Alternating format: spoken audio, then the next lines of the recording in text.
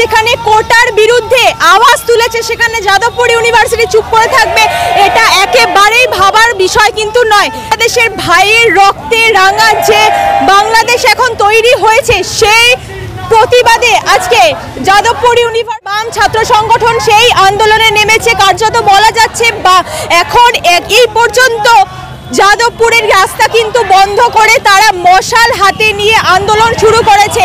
তাদের স্লোগানে কিন্তু যাদবপুরের মাটি এবং আকাশ মুখর।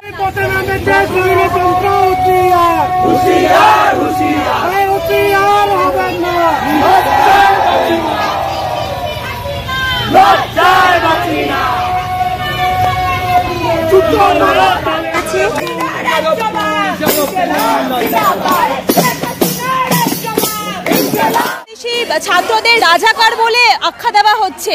রাজাকার তো সেখানকার মানুষদের জন্য বা ছাত্রদের জন্য একটা গালাগাল বলে আমরা জানি। তাহলে কি বলবে শেখ হাসিনা যে ছাত্রদের এরকম রাজাকার বলে?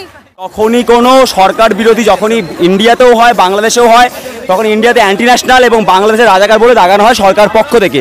এবং দীর্ঘদিন ধরে এই প্রক্রিয়া চলার কারণে আমরা বর্তমানে দেখেছি যে সেখানকার ছাত্র যুবরা খেপে গিয়ে রাগে হতাশায় দুঃখে নিজেদেরকে বাধ্য হচ্ছে রাজাকার বলতে। তারা স্লোগান তুলছে, তুমি কে আমি কে, রাজাকার রাজাকার।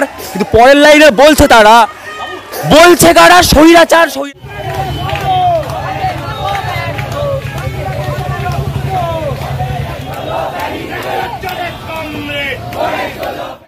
দেশের কোটা আন্দোলনের জন্য আজকে যাদবপুর ইউনিভার্সিটির বাম ছাত্র সংগঠনরা কিন্তু কলকাতার মাটিতে স্লোগান তুলছে।